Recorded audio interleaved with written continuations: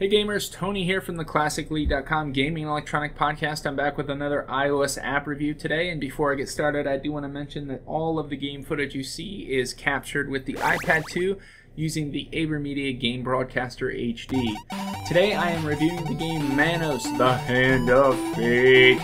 And this game is brought to us by Freakzone Games, and it's $1.99 in the App Store. You can click the link below to buy it, and it's a universal app for both your iPhone and iPad. So Manos, the Hand of Fate is a platformer based off of an old movie from 1966. The movie had the same exact name, and the movie was pretty suck-ass, to be honest, but it was made famous by Mystery Science Theater 3000.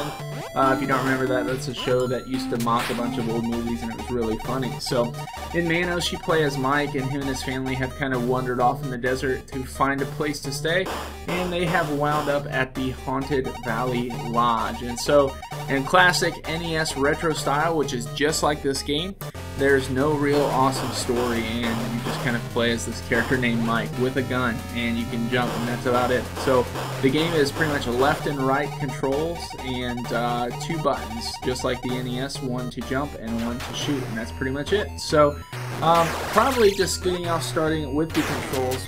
The controls are a complaint, and they're not a complaint because it feels just like a NES game, which is awesome, even with all the quips that comes with that title. But in the same fashion, the buttons are a little bit too small, so that's my only complaint about the buttons. If they would have made them a little bit bigger on the screen, they would have been perfect, because it does feel like an NES game.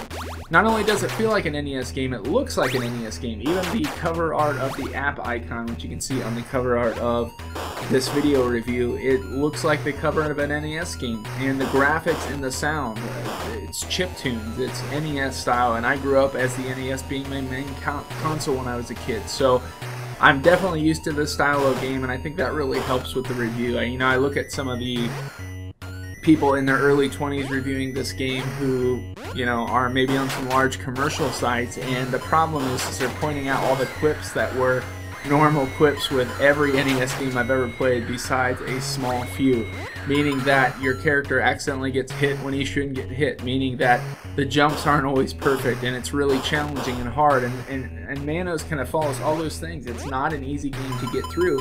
And there's also a high score in the top right hand corner. So if you're in your 30s, you grew up with retro games, or if you grew up playing NES games, even if you're younger, you're going to recognize this game and you're going to enjoy it. So first of all, I want to say thank you to Freakzone Games for bringing a retro game to the iOS console, because I think it's a really cool game, and I have talked with the developers, and they are saying it's going to be out on Android, as well as potentially like Xbox Live Arcade, PlayStation Network down the road. So this is going to be one for us retro gamers that you don't want to miss. Now, that doesn't mean Manos is perfect. It is frustrating. You do get hit sometimes when you're not supposed to get hit. You fall off ledges when you don't think that you do that. And I think some of that is tied to the control buttons. They're just a little bit too small, especially on an iPad where I played it on. But overall, as far as a retro gamer is concerned, I really like Manos, the Hand of Fate. If you're looking for perfect controls, you're probably not going to like this game. If you're looking for perfect balance in the game, you're probably not going to like this game, because it's definitely very retro.